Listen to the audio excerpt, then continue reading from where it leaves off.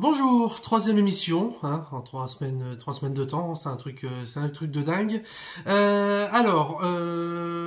J'ai changé un peu l'angle de caméra parce que la semaine passée j'ai trouvé que l'image elle était pas terrible, pas pire que la première émission. Et en fait, comme un con, je me suis dit, bah tiens, c'est important la lumière. Donc, et comme le coin comics il est plutôt sombre, hein, j'avais de la lumière au-dessus, mais pas énorme. Donc forcément, la qualité d'image était pas folle.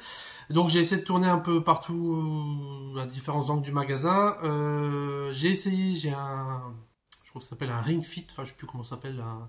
Un rond de lumière que Chloé m'avait offert. Le problème, c'est que quand je mets la lumière à une intensité suffisante, la lumière clignote.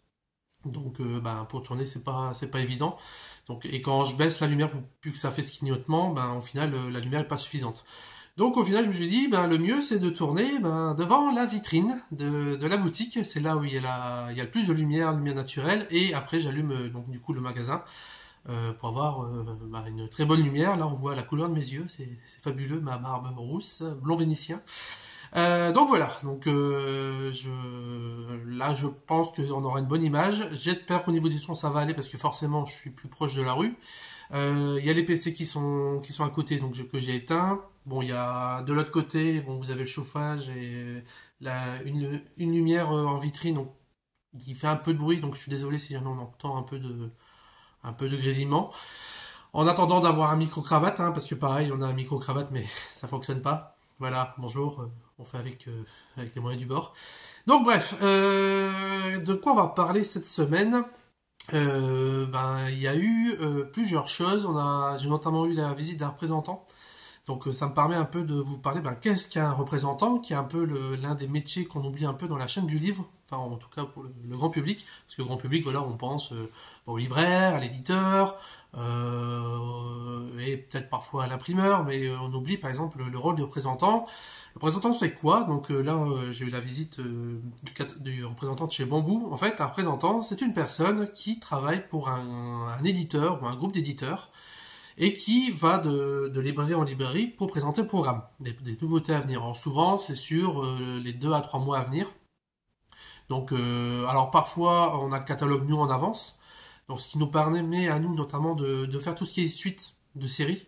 Alors pour ça, en fait, c'est simple, on regarde sur le logiciel les ventes qu'on a pu faire sur les précédents numéros et on a juste au niveau de nos commandes. Alors pourquoi c'est toujours bien d'avoir les bons en avance?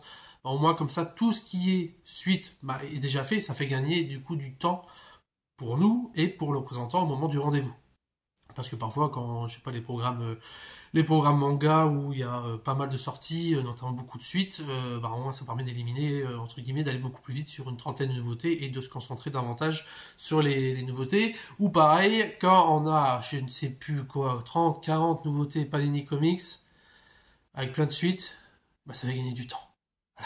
Donc ça c'est pas mal. Donc une fois que c'est complété, le représentant du coup vient au rendez-vous et en fait nous présente ses nouveautés de son ou ses éditeurs. Alors évidemment, comment on fait pour choisir les quantités? Est-ce que c'est le représentant qui nous les impose ou pas? Pas du tout. En fait là c'est tout un équilibre à avoir au fil du temps. Donc en connaissant donc du coup son public, en connaissant l'éditeur, les thématiques, etc. Et pareil pour le représentant, c'est-à-dire à force de faire son programme, de rencontrer ses libraires, au fur et à mesure, il va savoir dans quelle ou quelle librairie proposer plus telle ou telle chose. Par exemple, nous, Aventure BD, tout ce qui est historique, on va avoir une attention particulière parce qu'on a un public qui est très historique. Pareil pour tout ce qui est maritime. Par exemple, maritime, je sais pas, sur Paris, je pense que les librairies sont peut-être un peu moins, comment dire, fixées là-dessus. C'est peut-être pas forcément la thématique la plus importante pour eux qui peut être compréhensible. Donc voilà. Donc nous on a pas mal de représentants qui viennent régulièrement. Donc souvent ça s'enchaîne un peu dans le magasin. Ce qu'il faut savoir, c'est que ce qui est important, c'est d'avoir une très bonne relation avec le représentant, tout simplement parce que c'est plus sympa. Nous, la plupart, enfin tous les représentants, on s'entend très bien avec eux, et même régulièrement, on mange avec certains après le rendez-vous au midi. Mais bon, faut pas oublier aussi une chose, c'est que même si on s'entend très bien avec les représentants, c'est que les représentants sont des commerciaux, nous, en tant que libraire, on est aussi des commerçants. Donc évidemment, il y a un côté chiffre et tout ça qui est important. Même si le représentant, il n'a pas forcément d'intérêt à nous imposer des quantités de folie parce que derrière, il va se retrouver avec des retours. Il faut aussi qu'il défende son catalogue. Donc il a des enjeux qui sont donnés par l'éditeur. Donc il va essayer de nous orienter vers ces titres-là en disant par exemple, bon voilà, je sais que telle thématique pour toi, c'est pas important, donc ça, il n'y a pas de problème, on va moi se concentrer dessus, mais tu vois, ce titre-là est important pour mon catalogue, et je sais que pour toi, ça peut être intéressant, donc du coup, on se concentre moins sur un titre, mais celui-ci, ça serait bien qu'on s'y concentre davantage. Donc voilà, donc après, c'est tout un équilibre à avoir avec le présentant, et en fait, c'est au fur et à mesure qu'on les croise, c'est au fur et à mesure que le libraire aussi est à l'aise. Là, par exemple, le présentant que j'ai eu cette semaine, ça faisait pas longtemps qu'il commençait le métier. Voilà, il est en plein rodage, il est au début de programme, donc c'est normal. Moi, au départ, j'en faisais pas énormément. J'assistais beaucoup Christophe, notamment dans tout ce qui est comics, donc j'étais avec lui derrière en rendez-vous, c'est lui qui notait les quantités. Maintenant, régulièrement, je fais des rendez-vous tout seul, hein, que ce soit petit représentant, c'est-à-dire dans le sens où le catalogue pour nous est moins important, et grand représentant comme Hachette, etc. Voilà, on fait un peu de tout. On se partage au niveau des donc aventure BD, donc on travaille tout ce qui est bande dessinée et comics. Après aventure manga, c'est c'est tout le manga. Donc voilà, donc on tourne bien au niveau des libraires, au niveau des programmes. Apolline en a fait. Chloé n'avait pas fait énormément, maintenant on commence à s'y mettre parce qu'en fait, comme elle est moins souvent présente, elle n'est pas souvent du coup présente. Elle est présente plus en fin de semaine. Des représentants, il y a beaucoup en début de semaine. Donc forcément, elle ne voit pas souvent le catalogue. Le truc des représentants, ce qui est bien aussi, c'est que, évidemment, nous, ça nous permet de voir 2 à 3 mois à l'avance. Alors, ce qui peut être un peu bizarre, c'est parce que du coup, quand on a des gens qui vont nous demander, tiens, vous savez qu'est-ce qui sort dans les 15 jours avant, les 15 jours à venir, parfois on a du mal parce qu'on est déjà projeté 2 à 3 mois en avance. Donc voilà, c'est un peu une petite gymnastique à faire. Donc voilà, donc du coup on est au courant de projets à venir, de collecteurs, de choses comme ça. Mais c'est pas pour autant qu'on va faire des vidéos en disant que regardez, c'est grâce à nous que l'éditeur va publier telle ou telle chose. Non, non, non, non, on sait qu'il y a des petits malins qui font ça pour se faire un peu mousser, mais non, c'est juste qu'ils ont eu le programme en avance, hein, comme la plupart des libraires. Et c'est pas en faisant division, en faisant croire, ah tiens, j'aimerais bien que l'éditeur publie ça et que du coup, qu'un jour après, il refait une vidéo en disant, ah vous avez vu, ils m'ont écouté. Non, non, non, non. C'est juste que tu as le programme en tant que libraire et que du coup, tu es au courant des projets. Donc voilà, il n'y a pas de magie. Les représentants, en fait, c'est un métier, donc encore une fois que vous avez pu vous rendre compte qui est important, on a eu un petit moment certains ont eu un peu peur, c'était notamment pendant le Covid, parce que forcément le Covid, les rendez-vous étaient plus possibles. Donc du coup, c'était fait en visio. Et du coup, on avait par exemple un représentant qui était en visio, mais du coup, il y avait une dizaine de libraires en même temps, de différents coins. Et certains nous ont confié qu'ils avaient un peu peur parce qu'ils se disaient, au final, est-ce que ceux qui sont plus hauts vont pas se dire, en fait, c'est plus rentable, parce qu'en faisant un rendez-vous chez soi sans se déplacer, on fait 10 rendez-vous à la fois au final. Mais heureusement, ils se sont rendus compte qu'il y avait quand même un impact sur les nouveautés parce que forcément, quand vous avez 10 libraires devant vous, vous pouvez pas être, autant, faire attention à chacun en fait, voilà, donc c'est pas possible, faut être général. Pareil, on avait pas mal de représentants qui pouvaient faire de visio, du coup envoyer simplement les programmes sous papier. Forcément, quand on n'a pas quelqu'un devant nous qui défend les titres, du coup nous on est là, parfois on dit ça on va pas en prendre, ou ça on va en prendre 10, alors que si le représentant aurait été là avec son argumentaire parce qu'il avait bien aimé, que voilà, il nous convainc, on aura peut-être pris 20. Donc voilà, tout ça pour dire que les représentants, c'est un métier qui est pour moi pas assez connu dans la chaîne du livre et qui est primordial, puisqu'il fait tout simplement le lien entre les libraires et les éditeurs. Déjà 10 minutes pour ça. Sinon, qu'est-ce qu'il y a eu cette semaine? Il y a pas mal de discussions toujours avec les clients, donc c'est toujours assez cool. Notamment, on a parlé de culture. Alors, qu'est-ce que c'est la culture? Là, je voulais faire une petite aparté rapide. Parce que forcément, la bande dessinée a encore un peu l'image de sous-culture. Donc c'est toujours un peu... Or, c'est de moins en moins le cas, heureusement. Mais parfois, on a parfois des réflexions un peu bizarres où on nous sort. Est-ce que vous avez des vrais livres? Non, je vends des couvertures.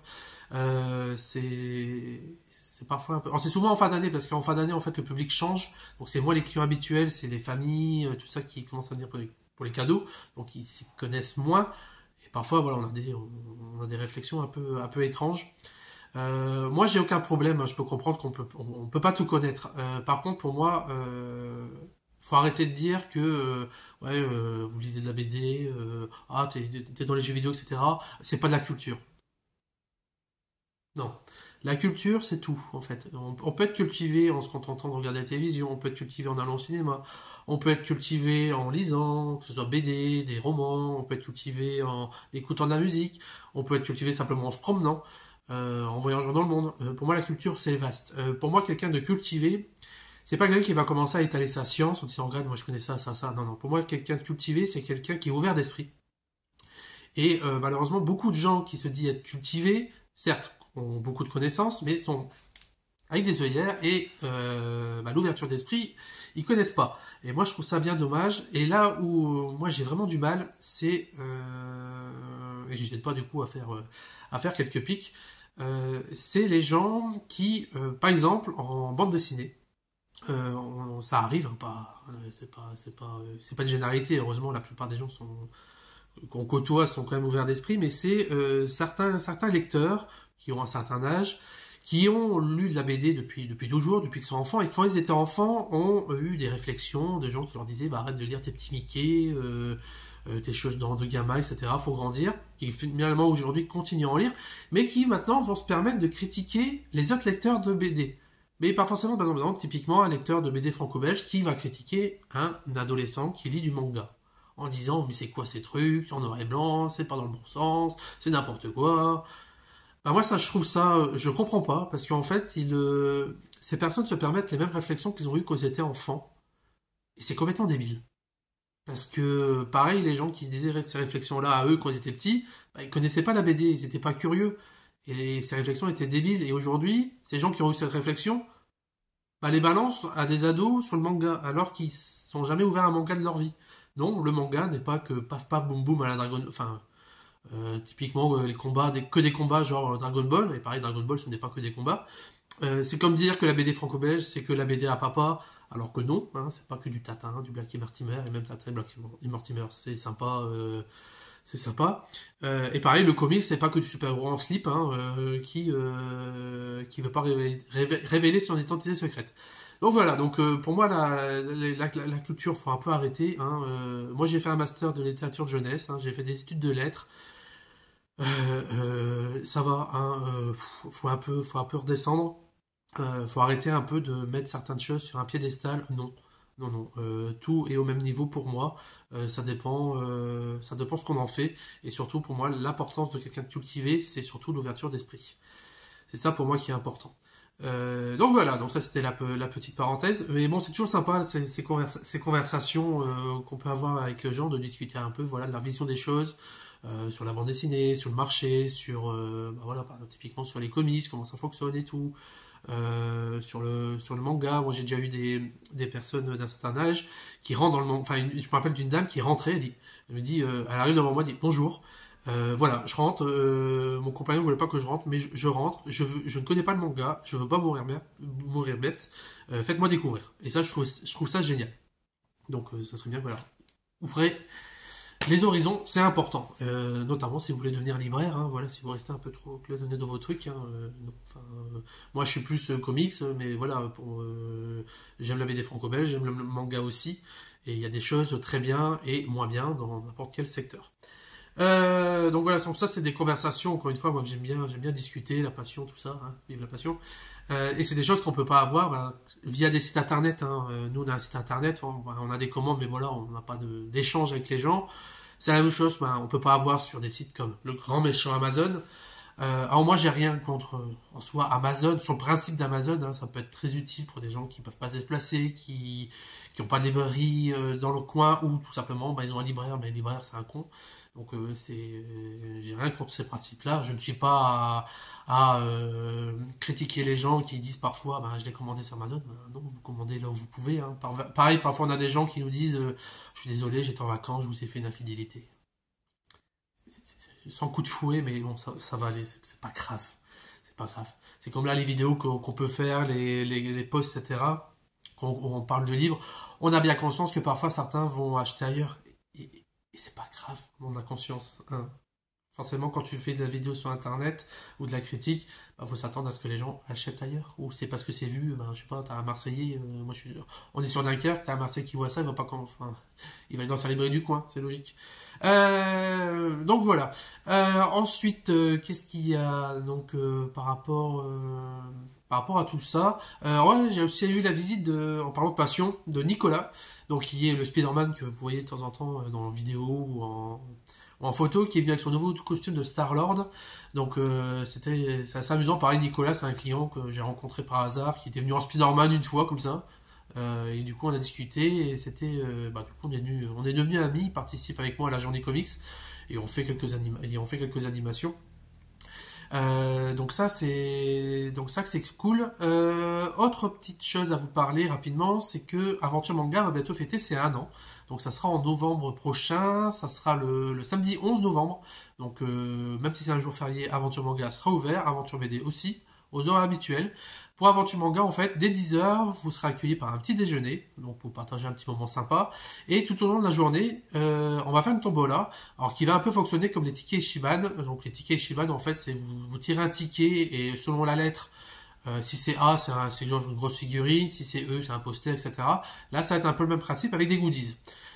C'est-à-dire, dès que vous aurez, au cours de la journée du 11 novembre, dès que vous achetez un manga, donc c'est un manga et c'est une fois par personne hein, non plus, pour donner la chance à tout le monde, vous pourrez ticker un ticket, et selon la date que vous aurez, vous pourrez partir avec un poster, des badges, différents goodies, on a des grosses box de presse qu'on met de côté depuis plusieurs mois en magasin. Donc voilà, donc l'idée c'est de passer un bon moment et de fêter cet anniversaire dans la joie et la bonne humeur. Donc voilà, sinon niveau lecture, cette semaine j'ai pas lu grand chose. Ça c'est pas grave, parce qu'encore une fois, c'est pas parce qu'on est libraire qu'il faut lire un max, ça c'est pour se tirer une balle, c'est pas la peine. Moi j'ai lu un Batman, mais je veux pas en parler parce que je me suis fait chier. Donc je préfère essayer de parler des choses qui m'ont plus marqué. Évidemment, le dernier, oula, ça va. Le dernier Picobog, que j'adore, c'est toujours une série qui m'éclate. Donc c'est une série de petits strips à la Calvin et Hobbes, Mafalda, Snoopy. Donc c'est le quotidien d'un garçon qui s'appelle Pico, de sa petite sœur qui s'appelle Anna. Et donc c'est des petits moments de vie, il y a de la joie, de la bonne humeur, des moments tristes, des réflexions. C'est toujours hyper cool à suivre. C'est une série que j'adore, qui fait partie des séries qui m'ont construit en tant que libraire. Donc je rêve d'inviter les auteurs. J'espère qu'un jour ça sera possible. Voilà, j'espère. Ça serait bien pour les 10 ans. Sinon, ce qu'il faut savoir, hop, j'arrive, coucou, c'est que en BD, 5000 nouveautés par an, il est pas rare qu'on passe à côté de certaines choses. Et parfois il suffit d'un rien pour qu'on repère un bouquin. Là dernièrement, on a eu il y a quelque temps un email d'un éditeur qui remettait en avant un bouquin avec un avis d'un autre confrère. Et cette BD, c'est Échec, qui est sorti fin août. On en avait pris 4, et en fait, on en avait on a tout retourné, hormis celui-là, parce que ça n'a pas marché. Il est sorti fin août, avec les nouveautés qui commençaient à arriver. On n'a pas fait attention, et en fait, en voyant le mail, Christophe s'est dit, tiens, on va aller, je vais le lire. Il a adoré, Apolline l'a lu, il a adoré, je l'ai lu, j'ai adoré. Alors c'est un tome complet, en fait on suit plusieurs personnages complètement différents, de différents horizons, donc sur leur quotidien. On sent que certains sont pas forcément contents de leur vie actuelle, ils voudraient changer, etc. Il y en a qui ont des problèmes de divorce, il y en a que c'est au niveau de la distance avec leurs compagnons. Donc c'est vraiment le quotidien de couple. Et en fait plutôt sympa à suivre, hein. Pendant les trois quarts, voilà, on suit, on passe de personnage en personnage. Certains, on voit qu'ils se rencontrent, d'autres pas du tout. On est même parfois à se demander, bah tiens, pourquoi ce couple est là, par exemple, ou ce personnage est là. Et en fait, pendant les trois quarts du bouquin, c'est très sympa à suivre. Et en fait, au bout d'un, enfin, mais pendant ces trois quarts, je dis bon, ok, c'est sympa, mais qu'est-ce qui fait que Apolline et Chloé, que Chloé, pardon, Apolline et Christophe ont adoré. Et c'est là que j'arrive aux 20 dernières pages. Et là, mon cerveau, il a, il a un mindfuck, il s'est retourné. Parce que c'est là où tout le bouquin prend sens. Où tous les liens arrivent. On revient au passé, on comprend que tel truc se passe à tel moment. Ça, en fait, c'est après. Enfin, tout nous explose un peu à la gueule. Et on se dit, ah d'accord, ok, l'auteur m'a complètement mené en bateau. En fait, j'ai l'impression qu'en fait, pendant les trois quarts du bouquin, il m'a un peu, pas endormi, mais il a un peu, voilà, il a attiré mon attention ici ou là, pour pas que je fasse gaffe là où vous m'emmener, jusqu'à, donc du coup, à toutes les révélations finales. Et là, tout prend sens, et c'est génial. Voilà, c'est le genre de bouquin qui est très plaisant à lire, et on se demande où c'est quoi l'intérêt de tout ça, et qui à la fin, ben voilà, un peu comme une enquête à la Sherlock Holmes, vous retourne le cerveau complètement et vous vous faites complètement avoir. Donc c'est échec, c'est excellent, lisez-le, c'est le genre de bonne surprise qui du coup, ben, en fait, on en a recommandé 15. Voilà. Et je pense qu'on va rattraper un peu ben, le fait qu'on l'a pas bien vendu et ça va être mis en coup de cœur directement. Donc voilà, voilà pour les deux lectures que j'ai pu faire. Hein. Donc j'ai encore 20 bouquins à la maison, mais bon, j'ai pas trop eu le temps d'en lire, hein. Il y a la fatigue, tout ça. Et puis bon, là, cette semaine, bah, je me suis mis à regarder avec ma compagne, on s'est vu les épisodes 4, 5, 6 de Star Wars, qu'en fait, on s'est rendu compte qu'on n'avait jamais vu ensemble. Donc ça fait 7 ans qu'on est ensemble, donc voilà, ça fait facilement, quasiment une dizaine d'années qu'on n'a pas vu. Donc, bah, c'est hyper cool. Bah, j'ai regardé la nouvelle série Chair de Poule sur Disney+, qui est très sympa. Pour ceux qui connaissent Chair de Poule, ça remet en avant certains objets dans une histoire continue. Et donc j'ai vu la moitié de la saison, donc il y a la suite qui va arriver au fil des semaines. Et voilà, donc bah, c'est tout pour aujourd'hui. Je pense que la semaine prochaine, donc il y aura encore une émission, après je pars en congé. Donc on verra comment ça se passe si je fais une chez moi ou voilà, on verra bien. Donc merci encore pour suivre l'émission. Moi ça m'éclate. Merci Thomas pour le partage et tout ça. Et bah, je vous dis bah, surtout à la semaine prochaine. Voilà, bisous.